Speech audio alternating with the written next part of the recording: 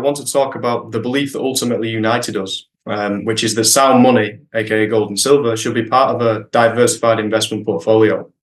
Of course, for many of our viewers, we're preaching to the choir. They already know this. However, due to the fact that 71% of financial advisors still have zero exposure to gold and even less for silver, I do feel that we have an obligation to educate those who aren't aware, and whether that's the family and friends of our viewers, whatever. With that said, the first segment that I want to hear your thoughts on is this idea of precious metals ownership as protection against digital infrastructure risks. We just had a few days ago a global IT outage, which caused many people unable to get flights to where they need to go. And there are also many countries looking to trial CBDCs. So my question to you is, what is your understanding of the progress towards CBDCs? And how does this impact your bullishness towards gold and silver?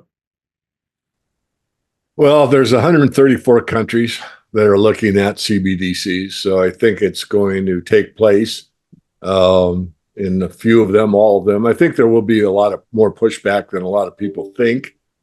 But coming to the sound money thing, it's really important to understand that a lot of what's promised by not the CBDCs, the centralized digital currency, but the uncentralized crypto world that exists now is sort of the big lie. I mean, a lot of those are really not anonymous. In other words, you've got to be on some type of an exchange and give your KYC, know your customer, all the kinds of information, government ID or two government IDs and all this. And so basically, in a way, it's centralized because it's centralized from the aspect of the exchange that you use to purchase your favorite crypto. Are there ways around it? Yes, they're rather cumbersome. You got to be in the know. It's not easy to do, but it can be accomplished. But for the vast majority, you're centralized within that. So that's point number one. Whereas if you look at what the precious metals do, buying a silver or gold coin anywhere in the world is pretty much an anonymous transaction if you wish to make it that way, meaning you can take the currency de jure, be it British pounds, be it the euro, be it the Canadian dollar or the US dollar, walk into a coin shop, put currency on the counter, and come out with a stack of silver coins, a gold coin, 10 gold coins, whatever. And really, it's between you and the coin dealer. And that's no counterparty risk at that point. Whereas with the crypto world, there is some counterparty risk.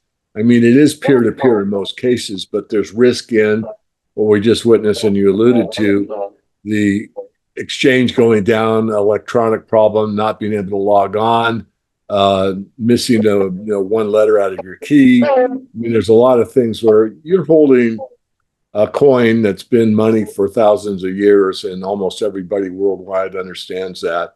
It gives you no counterparty risk, a lot of anonymity, and a way to preserve your wealth that's worked in the past and will work. Absolutely. And you touched on it before as well about, if you look at something like Ethereum, there's a human error risk there, whereas with gold and silver, it's exempt from that human error. Real quick break here, guys. If you are a mining investor, you are without question familiar with the Golden Triangle region in British Columbia. This is one of the most prolific mining regions in the world due to its vast deposits of gold, silver, and copper. Now, for the last 4 years, Dolly Varden Silver has been busy expanding their high-grade silver deposit in the Triangle, and they are backed by some of the smartest investors in the silver business, including the legendary Eric Sprott, Hecla Mining, US Global Investors, Fidelity, Delbrook Capital, Sprott Resource Corp, and more. If you are curious why the smartest money in the silver business is cozying up to Dolly Varden Silver, then hit the link beneath this video.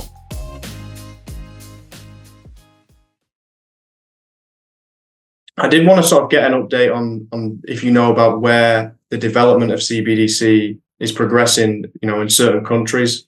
Are there any particular countries where you see that it's developing faster than us? I think it may be in Africa or Nigeria. There was one trialed and it didn't quite materialize. There was backlash. And in the US, are you aware of any attempts? What's the latest, evolution of the SWIFT system? Is there anything you're noticing or observing? Yeah, a little bit. It's not my forte, as you know, but As I said, 134 countries. I think there's only like 150 on the planet. So for all practical purposes, every country on the planet is looking at a CBDC. I think what concerns me even more is that the BIS has looked at it. If you look at Fed now, that's sort of a cover for implementing some type of CBDC system. I think the fact that the Congress has to approve a CBDC in the United States is actually something to consider, which means that maybe it wouldn't be centralized by the Federal Reserve, for example, because that would take a vote. It could be centralized by the Bankers Bank, not the BIS, but the Bankers Bank for the U.S., which is J.P. Morgan. So maybe J.P. Morgan would come out with a CBDC, and it was totally voluntary. But of course, if you didn't have it, you couldn't buy anything. So I'm very concerned about it. Nothing's come to the fore other than El Salvador, probably one of the leaders. And there's one, I think it was Saudi, but I may be wrong, maybe that adopted it and kind of have backed out of it too. So there's still an adoption process that's going on that it's really not in instances all it's cracked up to be. It's not as, maybe it's not even as secure as it's touted. And I'm not, I try to be neutral on this stuff. I mean, I'm not really that fond of Bitcoin for a variety of reasons. And you and I both wrote our opinions in the paid version of the Morgan Report that month, April this year. And we don't have to address that, but nothing beats real money. And putting real money on the blockchain, I think, is probably an avenue that we'll see more and more of. And I think as we deteriorate with the financial system as it exists now, being able to print wealth, and you can only print it for so long, and then people understand it's not worth anything, will really be an advocate for people moving, maybe not into the physical gold and silver world, but the digital gold and silver world. And I think we're going to see more and more of that. So that's kind of my take.